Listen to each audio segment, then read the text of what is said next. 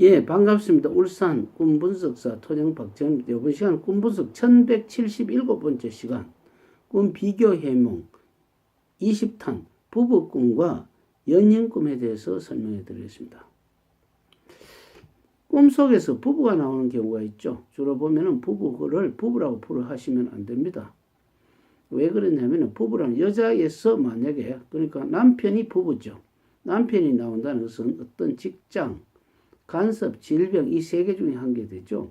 남편이 집 버리고 만약에 나왔다. 그러면 간섭이라든지 질병 그러니까 자기 몸이 최근 상태가 컨디션이 좋지 않다든지 이렇게 보는 것이 좋고 만약에 웃음을 나왔다든지 그러면 웃지 않는다 하더라도 평소에 무슨 아주 뭐 밥을 같이 먹고 있다든지 등산을 같이 한다든지 드라이브를 같이 한다든지 이렇게 조금 어좋게 보이는 것 이런 것은 자기 직업이라든지 이런 것이 자기가 아주 편한 직업 있죠.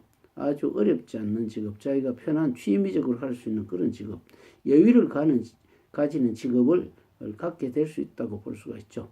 그런데 연인 꿈이라는 것은 뭡니까? 사랑하는 사람, 그러니까 이것은 그 자신 사랑하는 사람, 그리고 처녀 총각이 주로 많이 되고 있죠. 그렇기 때문에 꼭 뭐 처녀 총각은 아니라 하더라도 연인이라는 것은 서로가 사랑하는 사람이 어떤 그 길을 간다든지 안 그러면 차를 타고 간다든지 안 그러면 그 뭐 등산을 한다든지 함께하는 것 속에서 그 중에서도 아무리 좋은 사랑하는 여인이 있다 하더라도 이것을 호젓한 곳에 있었는지 번잡한 곳에 있었는지에 따라서 틀리죠. 연인이라는 것은 그 남자로서 여자가 연인이 되기 때문에 이것은 재물이라고 볼 수가 있죠. 여인이라는 것은 자주 만날 수는 없지 않습니까? 주로 보면 일주일에 기껏해 한 번 정도.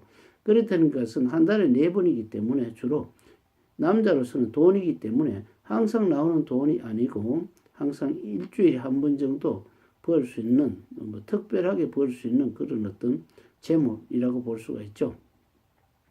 예를 들어 보면 어떤 사람이 식당을 한다. 식당을 하고 있는데 일주일에 한 번 정도 그 부근에 있는 사람이 특식 그러니까 회식을 한다든지 뭐 이런 경우가 있죠. 그런 경우에는 그것을 연인이라고도 볼 수가 있습니다. 그 사람들이 좋아하는 음식만 특별하게 골라서 주는 거 있죠.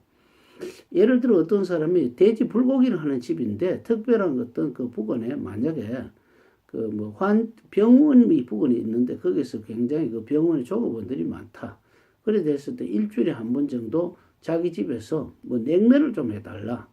그러면 돼지고기를 파는 집인데도 하루는 그 무슨 뭐 점심시간 같으면 별도로 그 집 그 의사 그러니까 병원만을 위해서 냉면을 팔면서 조금 거기서 고기도 다른 고기도 조금 소고기도 곁들여서 좀 판다든지 이렇게 특별하게 하는 그런 것을 우리는 또 연인이라고 볼 수가 있습니다. 또 여자가 만약에 연인의 꿈을 꾸었다는 것은 남자하고 직업이기 때문에 자신이 좋아하는 직업이 있죠.